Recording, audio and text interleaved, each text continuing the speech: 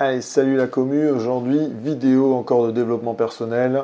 J'aime bien donc je vous en fais et je trouve celle-là assez intéressante. Choisir c'est renoncer. Vous connaissez cette expression, c'est sûr. Pourquoi je voulais faire une vidéo là-dessus? Tout simplement parce que on a tous la même journée. La journée dure toujours le même temps et que pour avancer dans, on va dire, certains de nos dossiers, être plus productif, être efficace, on va devoir faire des choix et Dieu sait qu'on en fait tout au long de la journée. Et quand on fait des choix, comme je l'ai marqué en introduction, on renonce à d'autres possibilités ou à d'autres scénarios, d'accord? Donc là, la vidéo d'aujourd'hui, elle va plutôt nous permettre de savoir qu'est-ce qu'on veut dire par là, comment faire les bons choix. Donc tout ça, on va le voir ensemble dans, on va dire, dans cette vidéo. Alors comme je vous le disais, c'est une expression. Par exemple, celle que vous pouvez voir souvent sur Internet, c'est choisir entre procrastiner, regarder la télé, ou vous former, ou passer à l'action. Hein, toutes ces belles phrases que vous voyez aussi sur mes chaînes. C'est une manière de choisir. Ou tu choisis de procrastiner, ou tu choisis de regarder la télé, ou tu choisis de créer du contenu, ou tu choisis de vouloir avancer dans ton dossier ou dans ton produit. Ça, c'est un premier choix assez facile, je vous l'accorde. Donc maintenant, si on rentre un peu plus dans le détail, c'est d'assumer aussi les conséquences de ces choix, comme je le marque là, qu'ils soient positifs ou négatifs. C'est-à-dire que à un moment donné, quand vous avez, on va dire, défini vos objectifs, je vais y arriver, il faut à un moment donné faire le choix de vous donner des actions qui vont vous permettre d'atteindre ces objectifs. Bien évidemment, il y a des choix, des fois, qui vont vous donner des résultats négatifs, et bien c'est pas grave, ça s'appelle des erreurs et elles vous permettent d'apprendre, et c'est ce qui vous permet on va dire, de créer votre expérience, comme on dit. Et ben c'est pas grave, c'est pas de la perte de temps, ça vous permet de créer votre expérience, vous rebifurquez et vous avancez dans vos objectifs.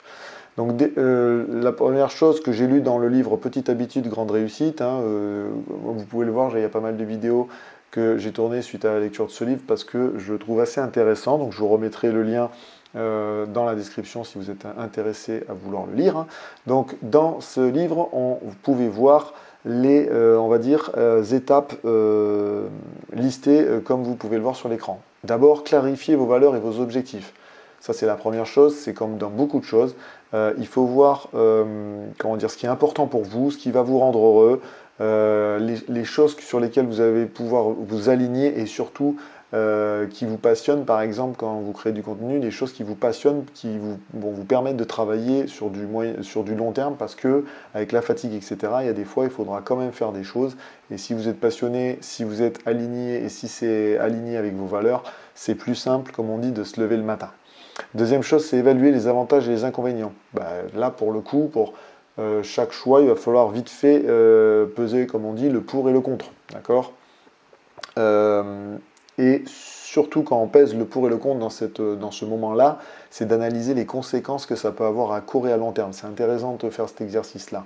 Pourquoi? Parce que, je ne sais pas, moi par exemple, si on prend sur la création d'un produit digital, la création d'une formation par exemple, si vous voulez créer une formation et que vous ne faites pas cet exercice de voir les choix que vous avez et les conséquences à moyen long terme, eh ben vous allez partir peut-être dans une direction et par exemple une des conséquences négatives dans ce scénario-là, c'est de perdre du temps à faire quelque chose qui vous écarte de la ligne qui vous permettait de finir votre formation à temps et surtout d'apporter une plus-value à votre communauté grâce à cette formation. D'accord? Donc c'est intéressant d'évaluer les avantages et les inconvénients et c'est encore plus intéressant d'aller au-delà, c'est-à-dire de regarder les possibles conséquences à court et long terme, pardon, pour atteindre vos objectifs comme je le mettais un peu plus tôt.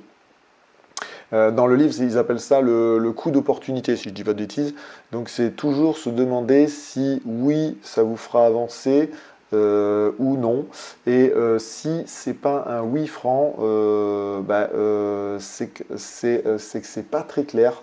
Donc c'est aussi lié à l'enthousiasme, c'est-à-dire que le fait de faire cet exercice va vous permettre de prioriser un peu les tâches, hein, donc de faire des choix. Quand on priorise, on fait des choix, et surtout de faire des tâches qui vous rendent productif et qui vous permettent d'atteindre votre objectif. D'accord? Ce qu'on a dans le livre, c'est appelé coup d'opportunité, mais je pense que c'est pas que dans ce livre, ça s'appelle le coup d'opportunité. Troisième liste, troisième chose, action, faites confiance à votre intuition. Bah oui, on est souvent raccroché à des choix rationnels, logiques. Enfin, moi, par exemple, je suis très pragmatique, donc je suis assez dans cet aspect-là, dans la logique, dans le rationnel. Mais mine de rien, des fois, faire confiance à son intuition peut nous aider à éviter de faire des erreurs ou à aller dans une mauvaise direction. Ce qui m'emmène à, par exemple, séparer la décision de ses relations. Il ne faut pas avoir d'état d'âme quand on est dans le pro et ne pas se sentir coupable vis-à-vis d'un collègue avec qui on s'entend bien, par exemple. Si ce collègue n'est pas aligné avec vos valeurs, comme je redisais un peu plus tôt, et que vous ressentez, pardon, qui va vous faire perdre du temps dans l'atteinte de votre objectif, eh bien, décidez de ne pas travailler avec lui et ne vous sentez pas coupable. C'est juste que dans cet objectif-là, il ne vous apporte pas une complémentarité ou une plus-value pour arriver à atteindre votre objectif. Quatrième, accepter l'incertitude et l'imperfection. Bah oui, c'est normal, il y a rien de pas, la perfection n'existe pas déjà. Et ensuite, il y a ce qu'il faut comprendre, c'est que vos choix comportent toujours une part d'incertitude, et notamment ce que vous ne contrôlez pas. D'accord? Et c'est ce qui rend le truc même intéressant et ce qu'on appelle un peu aussi l'expérience. Hein. On peut avoir des actions sur notre zone, sur des choses qu'on contrôle, mais il y a toujours quelque chose qu'on ne contrôle pas, pardon, et qui vient de l'extérieur. Et ça, ça fait partie du jeu. C'est très intéressant. Ça peut rendre les choses enrichissantes, bien évidemment, comme je vous le dis. Donc il faut accepter le fait que il y a des choses que vous ne contrôlez pas et surtout que la perfection n'existe pas. Et en dernier, apprenez de vos choix. Ben, ça, c'est ce que je vous disais un petit peu plus tôt. Quels que soient les résultats que vous allez avoir, positifs ou négatifs, ces erreurs vont vous permettre d'apprendre plus vite. C'est souvent en faisant qu'on apprend. Ça vous permet, comme je vous dis, de créer cette expérience. Ça vous apprend des leçons, ça vous permet aussi de transmettre cette expérience à des gens. Voilà, ça vous rend plus mature, plus fort, plus sage, enfin bref, tous ces mots que vous pouvez entendre assez souvent, mais il faut, pareil, prendre le temps, prendre du recul sur les résultats que vous avez obtenus suite à une action pour déjà ne pas la reproduire, hein, parce que si vous refaites la même chose, vous aurez le même résultat. Et pour pouvoir mettre en place, par exemple, des processus, que je vous dis souvent sur ma chaîne, de mettre en place des processus, de les écrire pour améliorer au fur et à mesure ces processus, au fur et à mesure des résultats que vous allez avoir. Si par exemple vous avez fait des erreurs à un endroit, ça va vous permettre de mettre à jour un processus et de vous rendre plus productif et plus efficace la prochaine fois. Ça va vous permettre aussi de faire des choix dans des méthodes ou des stratégies. Par exemple, je vous parle souvent de time blocking, les dernières vidéos que j'ai fait, c'était sur le biorhythme, etc., etc. Je vous donne beaucoup de stratégies, de méthodes, de tendances pour être plus productif. Quand vous ne savez pas celle qui correspond à votre quotidien, à votre semaine de travail, par exemple, vous allez tester des tendances et des stratégies. Là, pareil, il y en a certaines dans lesquelles vous allez adhérer, vous allez continuer. Il y en a d'autres que vous allez pas du tout, qui ne sont pas du tout adaptées à votre quotidien. Et il y en a d'autres que vous allez devoir ajuster. Voilà, ça vous permet de faire ça, de prendre le temps d'apprendre à travers les choix que vous aurez faits, et de pouvoir adapter ou de supprimer les choses ou de continuer dans la voie parce que ça vous correspond. D'accord ? La dernière chose, et c'est le conseil que j'ai vu toujours dans le livre, hein, de petites habitudes, grandes réussites, c'est une limite minimale et une limite maximale pour améliorer sa vie. J'ai trouvé ce passage assez intéressant. Alors pour vous dire ce qu'il parlait, c'est que la limite minimale, c'est pour ne pas régresser, c'est-à-dire faire par exemple moins, faire au moins, c'est-à-dire faire au moins, alors il donnait des exemples sur le sport si je ne dis pas de bêtises, faire au moins des pompes chaque jour avant ma douche Et la limite maximale, c'est pour diminuer son temps de tâche non productive ou sans enthousiasme. Par exemple, un appel pro ne dépasse pas 20 à 30 minutes. Vous savez, je répète, la limite minimale, c'est pour pas procrastiner, c'est pour vous, voilà, vous discipliner et rendre répétitif la chose. Par exemple, faire un certain nombre de pompes avant d'aller prendre ma douche, hein, lié au déclencheur. Je vous laisserai aller voir la vidéo sur les habitudes quand je parle de déclencheur. Et la limite maximale qui vous permet de diminuer des temps de tâches que vous considérez non productifs ou sans enthousiasme. Par exemple, comme il donne dans le livre, comme exemple, un appel professionnel ne doit pas durer plus de 20 à 30 minutes. D'accord ? Et enfin, je finirai par une petite phrase de Paulo Coelho. Je pense que vous la connaissez à fond si vous suivez un petit peu des vidéos dans le développement personnel, la productivité. C'est avant de dire oui à quelqu'un, assurez-vous de ne pas vous dire non.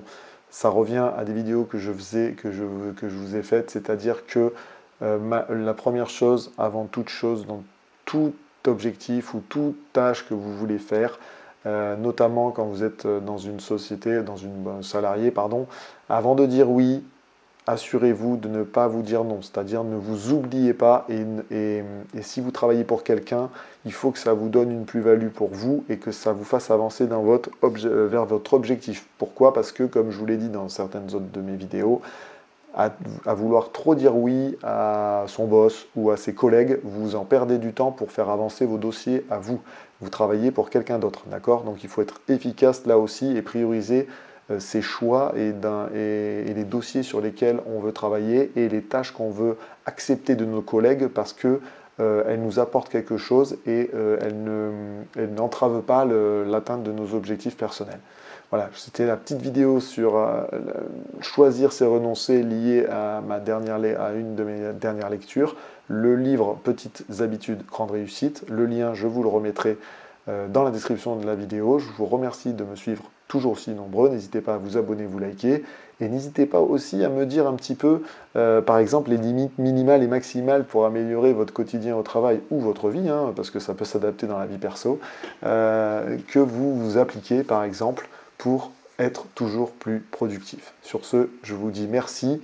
N'hésitez pas à vous abonner aussi à mon compte Bonsaï sur lequel je fais des posts et sur lequel vous êtes sûr de ne pas louper une seule sortie de mes prochaines vidéos. Je vous dis ciao ciao et encore merci.